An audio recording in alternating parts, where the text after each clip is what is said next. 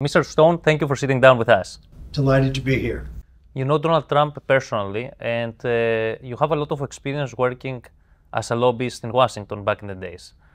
What piece of advice you will give to an ally, like in Greece, on how to navigate Trump's Washington in order to make its voice heard? Well, the current Greek government seemed to be completely copacetic with Joe Biden and Biden's policies. First of all, I think that people need to understand Trump's agenda. And to the extent that our allies, and Greece is certainly an ally, recognizes that the greatest single threat, for example, to the United States and to the world is communist China. I believe that the communist Chinese own 89% of the Piraeus port in Greece, for example. You can see how the United States might look at that askance. On the other hand, I think it's very important that I think, for example, that the Greeks' maritime claims should be supported by the United States. I think that Turkey has to be addressed very carefully because they are playing it's my opinion, again, they're frenemies. The president has appointed an extraordinarily able ambassador to the United States, Tom Barrack, who is a good friend of mine all the way back to 1972. But he's also appointed a very strong and influential ambassador to Greece. So you have in Kimberly Guilfoyle someone who could pick up the phone and call the President of the United States. She is going to be very, very effective in that position. She's going to be able to communicate to the president the thoughts, the needs, the dynamics of the country's relationship with Greece. So instead of sending some veteran bureaucrat, foreign service, careerist, he has sent somebody who has his ear. I think that's very, very significant. So do you think Kimberly Guilfoyle will be a traditional diplomat, or she will have an opportunity to redefine the role? I think she will entirely redefine the role. First of all, I think people need to recognize that she was an extraordinarily successful prosecutor in her own career. She actually, serving as a state prosecutor in California, both in San Francisco and Los Angeles, she actually never lost a case. And she was very famous for giving her summations in court completely from memory, without notes. She's an enormously capable individual, and she has the trust and a close relationship with the president. I think it is a sign of the president's high regard for Greece, that he has sent one of his closest friends as an ambassador and supporters, as opposed to some careerist bureaucrat. President Trump has a notably close relationship with President Erdogan. Have you ever heard him talking about Erdogan, and what do you think draws him to that relationship?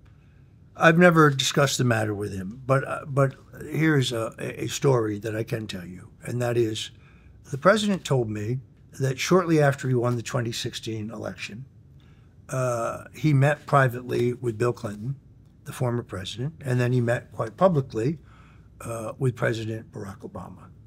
And they both told him the same thing, which was, look, your biggest single problem in the world is this madman in North Korea. He's, we think he either is very close to having a nuclear device or he may already have them. And he is brutal to his own people. And we think he's very dangerous. And Trump said, well, what is he saying? And they said, what do you mean? And he said, well, when you talk to him, what does he say? Oh, we're not talking to him. And Trump said, well, how much sense does that make? Wouldn't you want to have a dialogue with him to see what's on his mind, to try to see where he's headed, see if maybe you could talk him out of doing things that would be damaging to the United States? They said, no, the best way to handle him is to just freeze him out. So that's not Trump's attitude. And of course, his opening to North Korea was one of the most historic things he did. It was a move towards peace. And I would point out the North Koreans, at least temporarily, put their nuclear weapons development program on hold because they had a dialogue with the President of the United States. So I would view Erdogan in the same way. He is going to talk to him. He's going to talk to everybody because he wants to get everybody's input. And he believes that you should pursue commerce over chaos. you should pursue negotiation over war. That's why he was elected. And do you think that closeness with Erdogan can affect the way United States will respond to Greece's security concerns? Will Erdogan feel more emboldened, or will the United States continue to pressure for stability in the Eastern Mediterranean? I'm not sure I'm qualified to answer the question, other than to say my expectation is that the United States will be very even-handed in its relationships with both Turkey and Greece. The fact that you have two of the president's closest friends and allies in those two countries as ambassadors, I think is pivotal, because not only can Kimberly Guilfoyle get the president on the phone, she can also get the ambassador to Turkey on the phone, and vice versa. They're both enormously able. They're both very fair-minded. Tom Barrack has a particular burden, because he's not only the ambassador to Turkey, but he's also the special envoy to Syria. But I would not presume that just because Donald Trump is talking to somebody that it will show some bias. I don't expect that. And getting back to Greece, are there any specific steps that you would like to see the Trump administration taking for advancing even further the relationship between Washington and Athens? Well, I think we should bolster the Alexandroupolis port. I think we should support Greece's maritime claims.